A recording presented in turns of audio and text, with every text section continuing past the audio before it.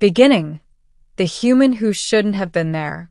The royal court of Varanth was a circular arena of white stone, glowing roots, and crystalline towers that spiraled upward like frozen lightning.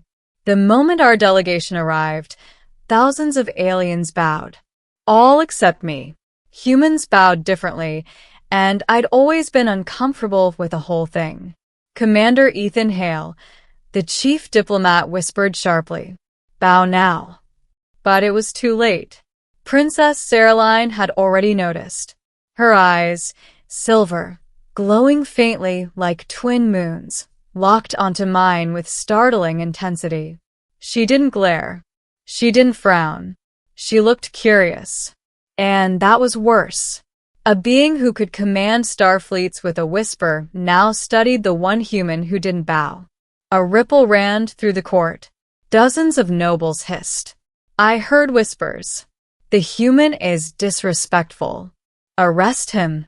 Earthlings are uncultured." I tensed, prepared for trouble. But then Princess Lyra lifted a hand, and the entire court fell silent instantly. She stepped toward me. Every footstep echoed like soft thunder. "You did not bow," she said. Her voice wasn't angry. It was almost warm. "I meant no disrespect," I replied calmly. "Humans bow differently. I didn't want to insult your tradition." "Interesting," she said softly. "You speak honestly. Many do not." And with that, she turned away. But I felt her eyes on me the rest of the night. The Galactic announcement. 3 days later, everything changed. The Dominion announced a galaxy-wide event. Princess Lyra would choose a consort. Not a political partner. Not a ceremonial one. A true consort, a mate, bound by ancient, unbreakable vows. Every empire, federation, and alliance sent their finest. Armored princes, telepathic scholars, shapeshifters, merchants, generals, even star titans in containment suits. Billions watched the announcement. And I was assigned to security detail. Just another armored figure among thousands. Or so I thought. Middle. The moment that changed everything. The selection ceremony took place in the moonlit hall, a massive domed chamber filled with levitating lanterns and a transparent floor revealing the stars below. When Princess Lyra entered, the room lit up with an aurora of silver and violet. One by one, suitors stepped forward, offering gifts, planets, warships, rare minerals, ancient knowledge. She accepted their offerings politely, nodded, and moved on. Nothing impressed her. Then, unexpectedly, she walked toward the security line. Toward me. I stood frozen as she stopped just a meter away. "Commander Ethan Hale," she said. "Step forward." A hush rippled across the arena like a shockwave. My legs moved on their own. "I didn't apply to be a suitor," I said. "I know," she replied. "That is why I summoned you." A noble shouted from behind. "Your Highness, he is not of royal blood. He has no offering." Lyra raised a hand. Silence fell again. "Ethan Hale," she said. "What do you offer?" My throat tightened. I had nothing but myself. "I offer loyalty," I said quietly. "And sincerity." The hall erupted into chaos. "Unacceptable. He mocks the tradition. He's a human." But Lyra smiled. For the first time since I'd met her, she smiled.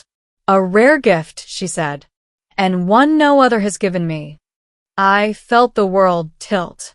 She extended her hand, and the entire galaxy held its breath. "Walk with me," she said.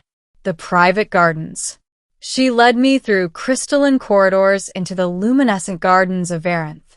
Flowers glowed like captured suns, vines hummed with energy, and floating petals drifted on invisible winds. "This place is beautiful," I said. "It is sacred," she replied. "Only those I trust may enter." My pulse quickened. "Trusted? Me?" "Princess Lyra," she corrected. Use my name. That was an honor most nobles never received. We walked in silence until we reached a small pond reflecting violet starlight. Do you know why I dislike the suitors? She asked. Because they want your status, I guessed. Not you. She exhaled softly. Most see me as a symbol, a tool, a path to power. But the moment I looked at you, you looked at me as though I were just a person. I swallowed. Because you are. Say that again. She stepped closer, searching my face with those silver eyes. You are a person, I said gently, not a throne. Her breath caught. A princess, desired by empires, moved closer still. No one tells me that, she whispered. The suitor who challenged me. Our moment was broken by a deep, resonant voice. Human, step away from the princess. I turned. A towering suitor in obsidian armor, Prince Veridin of the Karkan Dominion, approached with burning eyes. You insult our traditions, he growled. You shame our empires. I didn't mean to. He activated an energy blade. I challenge you to ritual combat. Denied. Saraline's voice struck like a thunderstorm. No one challenges a man I summon. But Veridin sneered. He is weak. Human bones break easily. He will kneel. I stepped forward. No, I said. I won't kneel. The prince swung. Fast, too fast. Saraline extended a hand, and a shockwave blasted him backward. He crashed into a pillar and collapsed. The entire garden trembled. Saraline looked at me with a fierce, protective expression I couldn't decipher. No one touches what I choose. Her words echoed between us. What you choose? I asked softly. Her cheeks flushed, a faint silver glow. Yes, she whispered. The secrets of the crown. She led me deeper, to a secluded clearing where ancient runes glowed in patterns only she understood. There is more you must know, she said quietly. Then she pressed her palm to a stone monolith. A projection flickered to life, showing her, younger, surrounded by war. My family's bloodline carries an ancient bond, she said. Our hearts choose rarely, but once chosen, the bond is eternal. And you think I'm the one? No, she whispered, stepping even closer. I know you are. My pulse thundered. Why me? Because your heart does not bow, she said. Because when I speak, you do not flinch. Because you treat me not as a princess, but as someone worth understanding. I exhaled slowly. Saraline, I murmured. I don't want your throne, or your power, but I do want. Her eyes softened. What do you want, Ethan? You. A single word, enough to shake star systems. The bonding ceremony and the outrage. The next day, the moonlit hall was filled again, this time with tension thick enough to tear. Saraline stood before the entire dominion. Her voice rang through the chamber. I have chosen my consort. Gasps.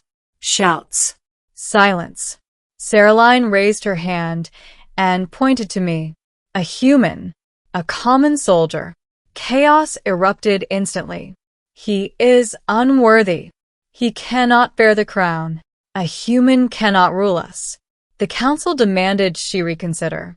The suitors raged. Even some of her own guards looked uneasy. But Saraline stood firm. The bond is mine to claim, she declared. Not yours. Then she turned to me.